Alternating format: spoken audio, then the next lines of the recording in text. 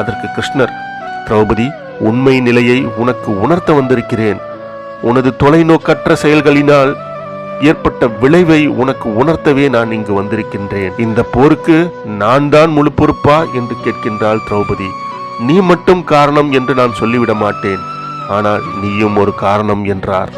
உன் செயல்களில் நீ கொஞ்சம் தொலைநோக்கு பார்வை கொண்டிருந்தால் இவ்வளவு துன்பங்களை அனுபவித்திருக்க மாட்டாய் என்றார். நான் என்ன செய்திருக்க முடியும் கிருஷ்ணா என்று கேட்கின்றாள் திரௌபதி. நீ நிறைய செய்திருக்க முடியும். உனது சுயம்பரம் நடந்த பொழுது கர்ணனை அவமானப்படுத்தாமல் போட்டியில் கலந்து கொள்ள அவனுக்கு வாய்ப்பளித்திருந்தால் ஒருவேளை முடிவு வேறு ஏதாவது இருந்திருக்க கூடும். அதற்கு பிறகு குந்தி உன்னை 5 கணவர்களுக்கு மனைவியாக்கும்படி கட்டளையிட்டதை அப்பொழுது நீ ஏற்றுக்கொள்ளாமல் இருந்திருந்தால் முடிவு வேறு விதமாய் இருந்திருக்கும்.